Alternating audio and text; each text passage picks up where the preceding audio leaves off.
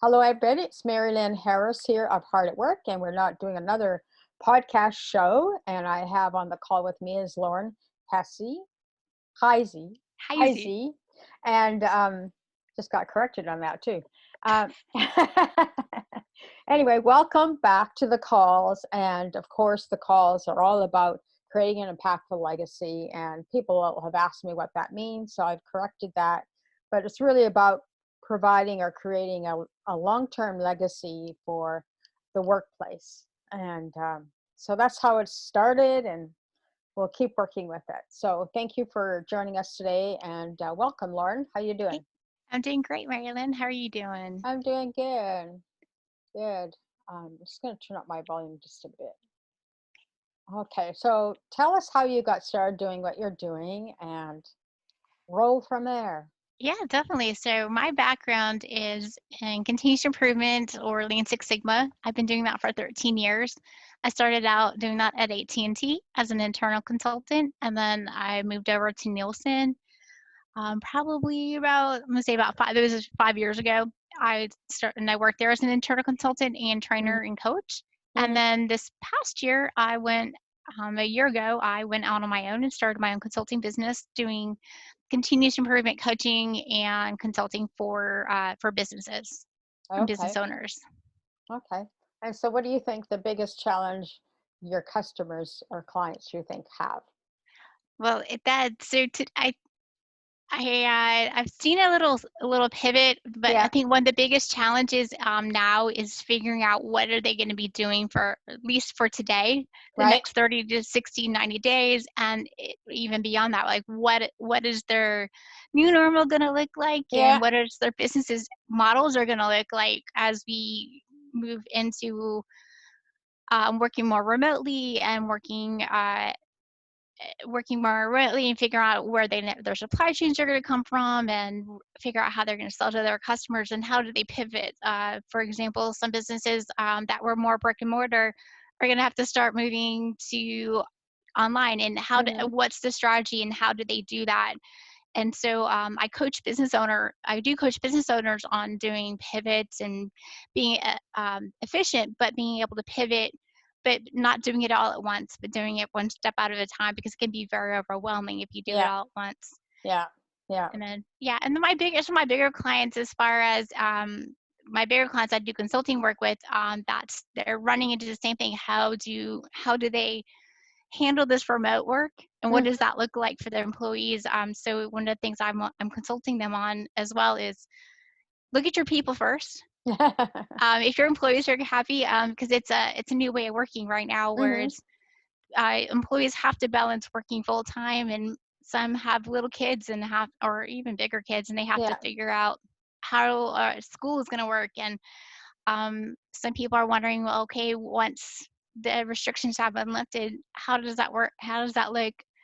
Do I have to go back into the office? But what if I can't because my kid's still home? So it's a new mindset and a new way of working and setting up those continuous improvement practices so Mm. that as we move forward, you can pivot when market changes, or if crises happen, you can adapt to those pretty quickly. Yeah. You do find people are quite adaptive, flexible? Or are they having a big, I'm stuck?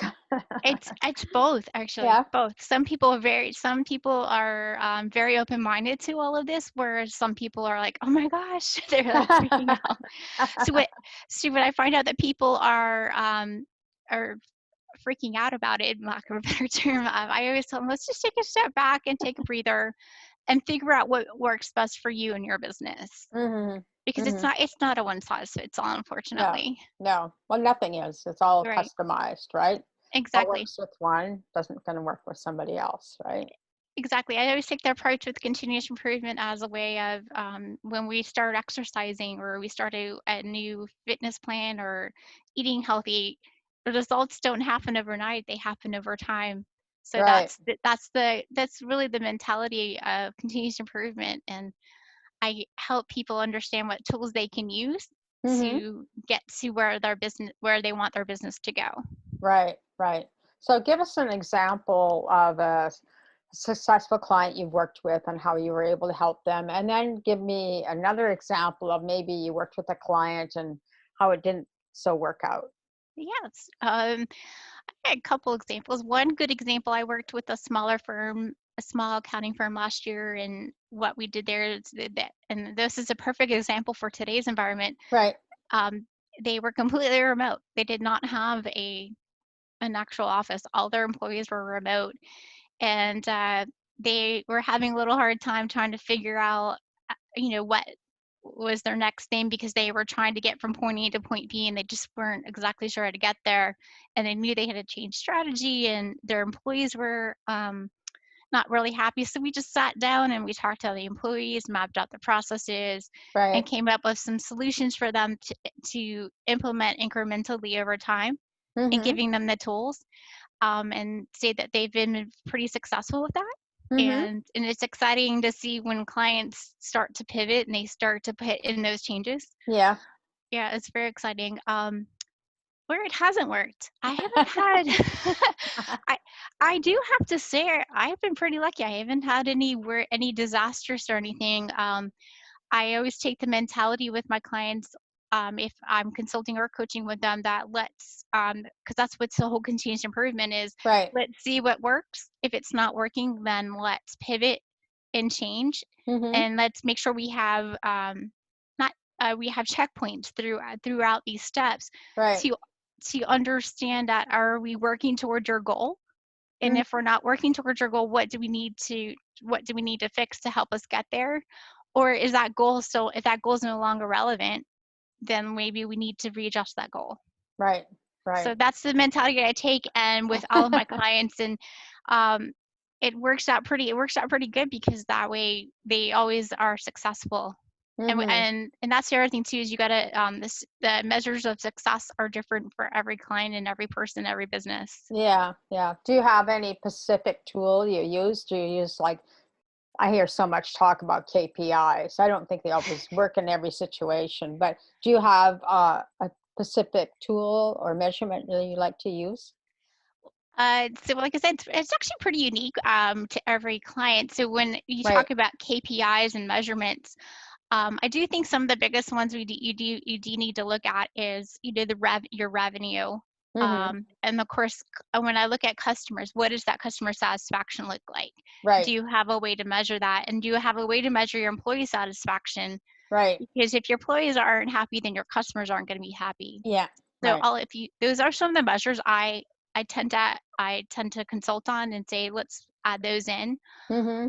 And then of course, business cost, or any cost that you might have, because cutting costs doesn't always Yeah. work. You also have to look at those softer of the customer satisfaction and employee satisfaction. Mm-hmm. Mm-hmm. So those Yeah. are some of the standard ones I use. Some other ones it really I tailor it based onto what the client's needs are and what they want their successes to look like. Because sometimes they're not measurable; Mm-hmm. they're more touchy feely. Yeah. So those are Yeah. like, and when it comes to tools, I have a toolbox from Lean Six Sigma. So the toolbox is there, and I apply the right tool at the right time, depending on the business and what they need. Right. Right. Right. So who are your favorite clients you like to work with? Who are my favorite contact with? Yeah. I really do like to work with business owners and business leaders, probably from a small to medium business standpoint. Mm-hmm. But I also have worked with bigger corporations as well. Um, the bigger corporation ones are usually the bigger projects, but Yeah. sometimes I like working with the smaller medium, because they may not have those in-house continuous improvement professionals. And I just like working with them to see them succeed, because they need help too. Right. Right. I find that smaller companies can pivot faster. Yes, That, they definitely can. if you're a large company, okay, it's great to have a large company, but sometimes it can be a real hassle because you've got so many other people you have to work with and deal with, right? Definitely, yeah, yeah. When you're Yeah. working with a bigger company, you have to make sure that executive leadership is on board. And if they're Right. not, it's really hard. Whereas you have a smaller business, if it's a smaller business, it's easier to get intimate and personal with them. Right. Yeah. Get to know them as people and who they are, Exactly. and all that other wonderful stuff. regarding relationships. Yeah. So tell us anything else that you can think of that you would like us to know about you and your business?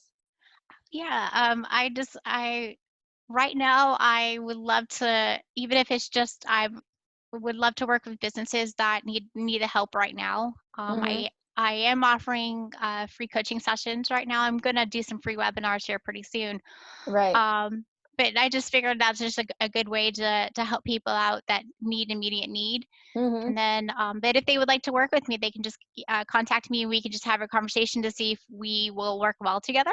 Right. Uh, and if we work well together, then maybe we could set up a plan to see how we can move forward. Mm-hmm. Yeah, Mm-hmm. because the pricing's a little.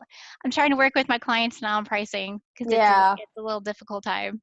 Yeah. It's all customized, isn't it? Anyway, right? Yeah, it is. Yeah, I do have a bunch of different packages, but I do customize it depending on what they can afford right now. Right. Right. Yeah. So do you find that there's more restriction in spending now, or is it just because I've been told, oh, there's lots of money, everybody's doing lots of I've things, seen and both.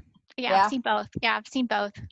yeah. Um, it really depends on what's going on. In fact, I've had a lot of requests coming in, a lot Mm-hmm. more than I thought Yeah. um, so some people might be taking this downtime to do some self-improvements for themselves and their business as either as a leader, business leader or a business owner. So, Mm-hmm. that's probably it's a good time to do that if you have some downtime.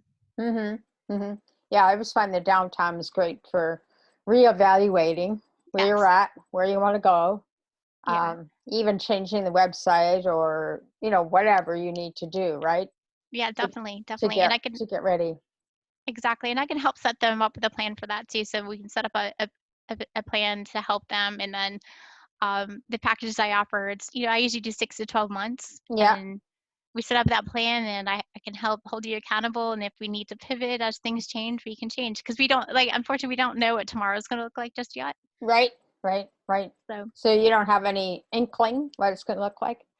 um, I do and I don't. I have a feeling that the more remote work from home is gonna happen, Mm-hmm. and we're gonna find that businesses are gonna want to do that because that's what their employees are gonna want. Right. Or it's gonna be a mixture of work from home and in person. Mm-hmm. And I just think overall, once we get out of this restriction and the economy opens back up, that we're going to see. I think things are going to get better. You're right. And I think it's teaching all of us that maybe we don't need to be so fast paced all the time. Maybe Mm-hmm. we need to take the time to slow down and then walk before we run. Right, right. Yeah. Yeah, it's just a great time to think about what's really important. What are your values, and what do you Exactly. really want to create with those values? Yeah, I think it's gonna get people to refocus on what they really want, Yeah, and yeah. maybe Because not. yeah. Go ahead. I was gonna say, probably not so materialistic at that point. Maybe like, what does my family need, and Right. maybe let's start putting families first Mm-hmm. versus the business. Yeah, yeah. That's very hard when you're an entrepreneur, right? Yeah, Because you, it you know, is. you're always go, go, go, and then Yes, oh, you need attention. Oh, yes. yeah, yeah. It's always a challenge. Yeah, It, in it in very much any is. in any relationship, whether you have kids or not, even Yes, if you're married, definitely, right? Yeah, cool. definitely. Okay, it's been fun. So, do you have any other tips or hints people can glean from you right now? Right now, I just say to be proactive if you can, reach out to people for help if you need it, and just be positive and open-minded Yeah, because we'll get through this together. yeah, yeah. I often wonder. I hear that a lot. We'll get this together, and I say, well, what does that really mean? That You means know?